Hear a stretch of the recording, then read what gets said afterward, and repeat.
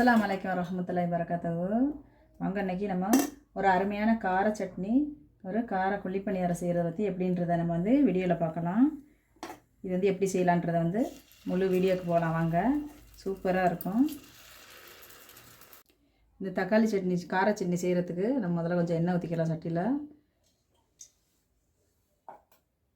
சட்டி காயட்டும்.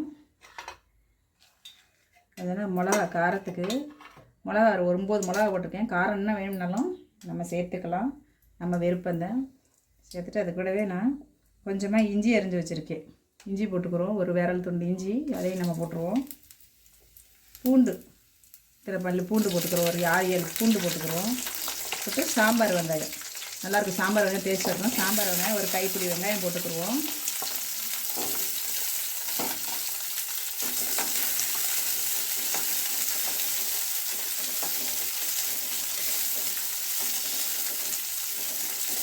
கொஞ்சம் நல்லா வதக்கிக்கிறோம். நம்ம இதை கொஞ்சம் நல்லா வதக்கிட்டு அதுக்கப்புறம் நம்ம தக்காளி எல்லாம் சேர்க்கணும். கொஞ்சம் இதை வதக்கிடுவோம்.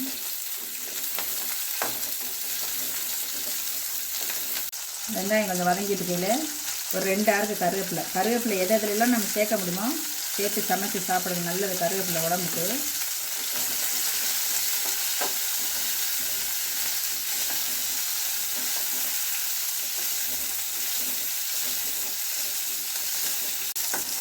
ஓரளவுக்கு வெங்காயம் வதங்கியாச்சு. இந்த டைமில் நான் பெரிய தக்காளி, நாட்டு தக்காளி, இது பெரிய தக்காளி 2 வச்சுருக்கேன், அதையே சேர்த்துக்கிறேன்.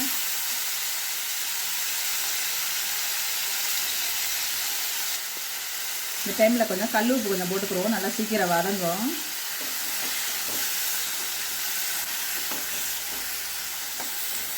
கொஞ்சம் நேரம் நல்லா வதக்கட்டும். வதங்கினோன்னா நம்ம அதில் ஒரு 1/2 ஸ்பூன் மிளகாத்தூள், வெறும் தனி மிளகாத்தூள் கொஞ்சமாக போட்டுக்கிறோம். நம்ம காரம் நம்ம விருப்பம் தான். அது காரம் நிறைய சாப்பிட்டா அதெல்லாம் இன்னும் கூட நிறைய சேர்த்துக்கலாம். நல்லா காரமாக நல்லாயிருக்கும். இந்த குழிப்பணியாரத்துக்கு, இட்லி, தோசை எல்லாத்துக்குமே ரொம்ப நல்லாயிருக்கும். இது இந்த சட்னி செஞ்சோம்னா சூப்பராக இருக்கும். 2 நாள் கூட வச்சுக்கலாம். நல்லா வதக்கி எண்ணெயில் வதக்கி அரைச்சி வச்சோம்னா நல்லாயிருக்கும். டைமில் கொஞ்சமாக சும்மா ஒரு கைப்பிடி அளவு கொஞ்சமாக கொத்தமல்லி போட்டுக்கலாம். நம்ம இதெல்லாம் போட்டு நல்லா வதக்கிட்டு ஆற வச்சு நம்ம இதை சட்னி அரைச்சி தாளிச்சுக்கிடுவோம். இந்த வதக்கி அரைக்கும் போது நல்லா ஃப்ளேவர் நல்லாயிருக்கும். பச்சையாக அரைக்கிற அது ஒரு மெத்தட், ஆந்திரா சட்னி சொல்லுவாங்க. இது நம்ம செட்டிநாடு சட்னி. இது வதக்கி அரைக்கிற சட்னி. இது ரொம்ப நல்லா வாசனை, டேஸ்ட்டு சூப்பராக இருக்கும்.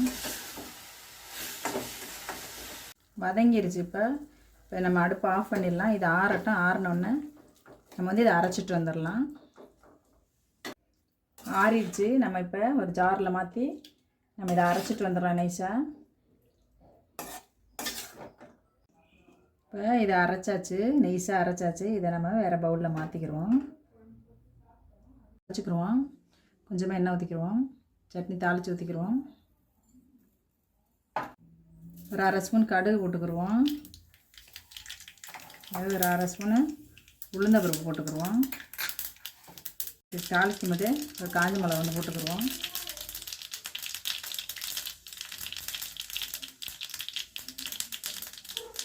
கடுகு பொரிஞ்சாச்சு. ஒரு கருவேப்பிலையும் அதில் போட்டுருவோம். அவ்வளோதான், நம்ம கார சட்னி தேவையானது அவ்வளோதான். நம்ம இதை அதில் ஊற்றிடுவோம். அவ்வளோதான், முடிஞ்சு நம்ம செட்டிநட்டு கார சட்னி அவ்வளோதான் முடிஞ்சு. இப்போ அடுத்தது நம்ம பணியாரத்துக்கு ரெடி பண்ணலாம். பணியாரத்துக்கு தாளிக்கிறதுக்கு நம்ம கொஞ்சமாக எண்ணெய் ஊற்றிக்கிடுவோம். எண்ணெய் ஊற்றி இந்த மசாலா எல்லாம் வதக்கிக்கிடுவோம்.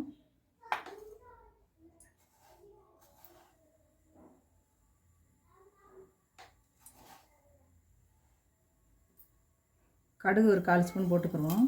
கடுகு பொரியட்டும். கடுகு பொரிய நம்ம ஒன்று ஒன்றா சேர்த்துக்கிடுவோம்.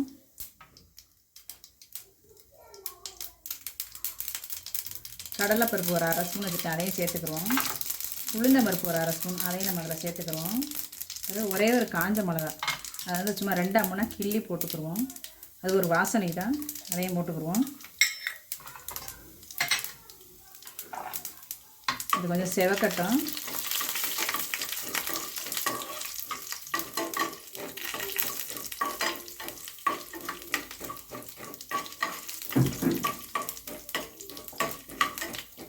வந்துடுச்சு.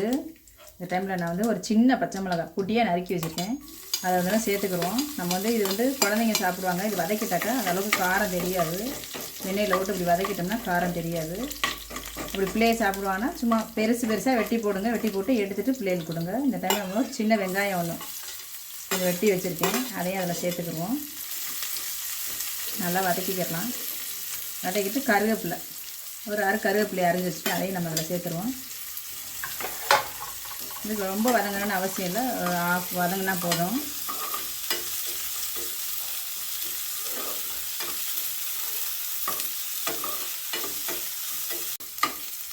இப்போ இந்த அளவுக்கு வதங்கினா போதும். நம்ம அடுப்பை அமர்த்திடலாம். இது கொஞ்சம் ஆறட்டும்.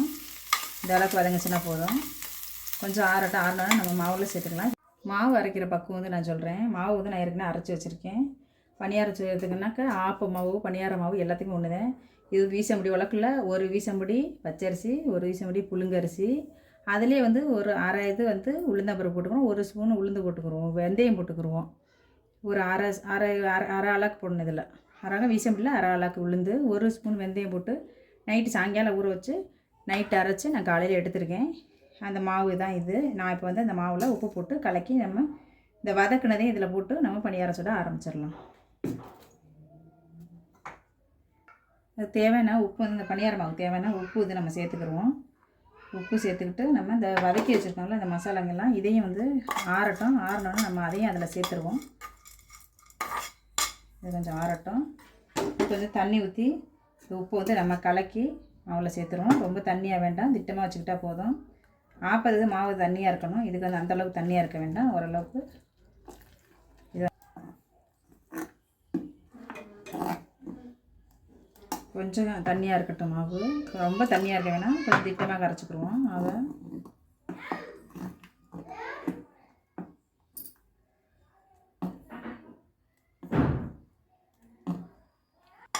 வதக்கின வெங்காயமெல்லாம் நல்லா ஆறிடுச்சு. இதையும் நம்ம அதை கூடயே கொட்டிடுவோம்.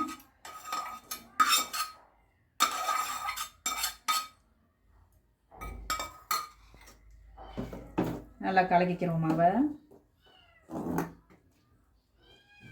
நல்லெண்ணெய் ஊற்றிக்கிறோம். பணியார கல்லில் நல்லெண்ணெய் ஊற்றிட்டு பணியாரம் ஊற்றலாம். நல்லெண்ணெய் ஊற்றி இப்போ சுட்டாக்க உடம்பு நல்லது. நல்லெண்ணெய் ஊற்றிக்கிறோம்.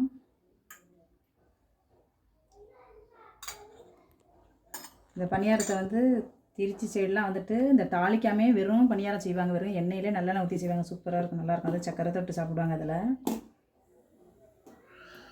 நம்ம இது செட்டிநாட்டு பணியாரம். இது இதனால் தாளித்து கார பணியாரம். இது கல் நல்லா சூடாகட்டும். கல் நல்லா சூடாயிருச்சு. இப்போ நம்ம பணியாரத்தை ஒன்று ஒன்றா நம்ம ஊற்றிக்கலாம்.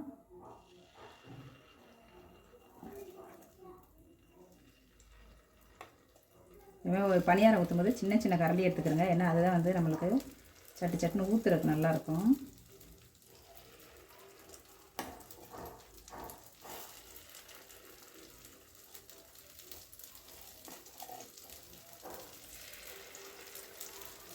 கொஞ்சம் நேரம் அப்படியே வேகட்டும். வெந்தோடனே நம்ம திருப்பி விட்டுருவோம்.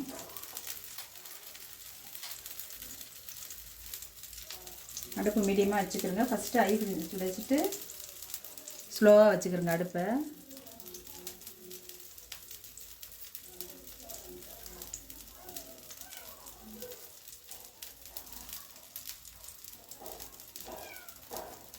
இந்த மாதிரி பாதி வெந்தோடனே நம்ம பணியாரத்தை அப்படியே திருப்பிக்கிடுவோம். அந்த பக்கம் வேகட்டும். இந்த மாதிரி கார பணியாரம், கார சட்னி செஞ்சு சாப்பிடும்போது ரொம்ப நல்லாயிருக்கும்.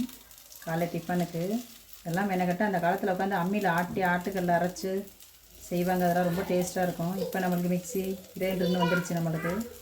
இருந்தாலும் நான் எங்கள் வீட்டில் ஆட்டுக்கல் அம்மியெல்லாம் நாங்கள் யூஸ் பண்ணிட்டு தான் இருப்போம். ஒரு சில சமையல்லாம் செய்யும்போது நான் அம்மியில் தான் அரைச்சி செய்வேன். ஏன்னா எனக்கு அந்த டேஸ்ட் ரொம்ப பிடிக்கும். எல்லா வீட்டுகள்லேயும் அம்மி இருக்கும். பாருங்கள், அம்மி இருந்தால் செஞ்சு பாருங்கள். அம்மியில் அரைக்கிறதே ஒரு தனி டேஸ்ட்டு தான். அடுப்பு விறகடுப்பு. இப்போ கூட நாங்கள் விறகடுப்புலாம் வச்சு சமைப்போம். சிட்டிலே இருந்தாலும் விறகடுப்புலாம் வச்சு சமைப்போம். நல்லாயிருக்கும் அது விறகடுப்பில் சமைக்கும் போது.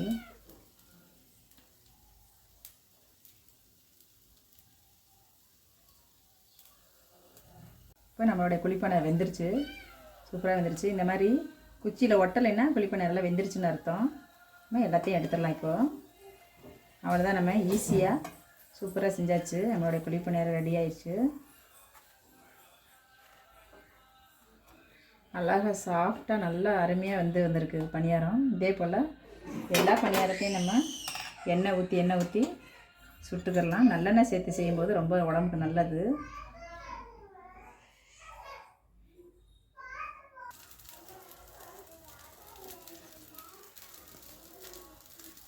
இதே மாதிரி ஒவ்வொரு பணியாரங்களையும் ஒவ்வொரு ஈடாக ஊற்றி நம்ம எடுத்து இந்த கார சட்னியோடு சேர்ந்து சாப்பிடும்போது ரொம்பவே அருமையாக இருக்கும்.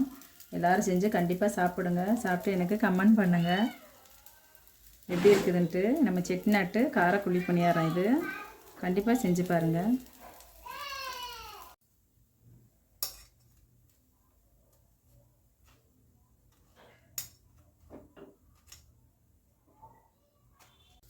இதே மாதிரி ஒன்று போல் பணியாரம் சுட்டுக்கலாம். இது பண்ணி எவ்வளோ ஸ்பான்ஜியாக இருக்குது பாருங்கள், அருமையாக பஞ்சு போல் வந்திருக்கு. கண்டிப்பாக இந்த வீடியோ வந்து செஞ்சு பாருங்கள். இந்த வீடியோ பார்த்து பணியாரம் செஞ்சு பாருங்கள், ரொம்ப அருமையாக வந்திருக்கு. இதே மாதிரி ஒன்று போல் குழியில் ஊற்றுனீங்கன்னா சூப்பராக இருக்கும். இந்த கார சட்னியோடு சாப்பிடும் ரொம்ப ரொம்ப நல்லாயிருக்கும். இது நம்ம செட்டிநாட்டு காரக்குழி பணியாரம். இது கண்டிப்பாக செஞ்சு பாருங்கள். செஞ்சு பார்த்துட்டு எனக்கு சப்ஸ்கிரைப் பண்ணுங்கள். சப்ஸ்கிரைப் பண்ண எல்லாருக்கும் ரொம்ப ரொம்ப நன்றி.